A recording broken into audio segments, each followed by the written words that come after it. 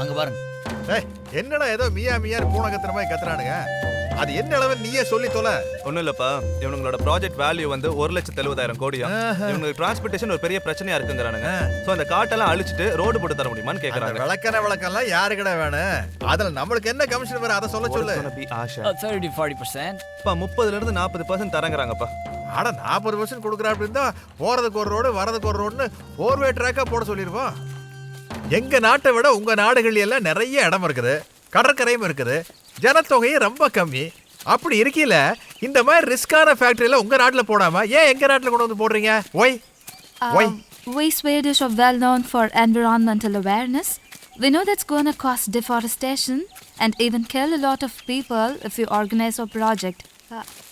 அதனாலே ப்ராப்ளம்.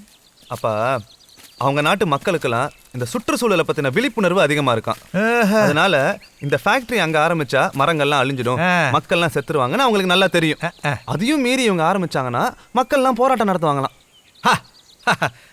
வாஸ்தவம் தான்.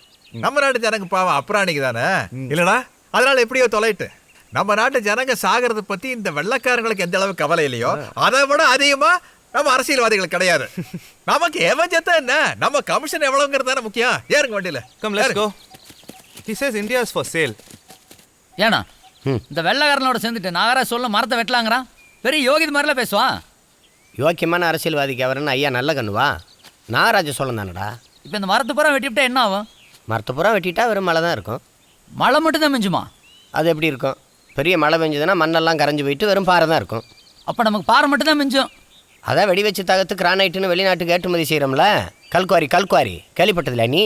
அப்போ தரையாவது மிஞ்சுமா? அதான் பிளாட் போட்டு வித்துறாங்கல்ல, அப்புறம் எப்படி தர மிஞ்சும்? அடா பாவீங்களா. டேய், மலை முழுங்கி மகாதேவங்கள புராணத்தில் படிச்சிருப்ப. இந்த போகிறாங்க பாரு, இவங்க தாண்டா உண்மையான மலை முழுங்கி மகாதேவங்க.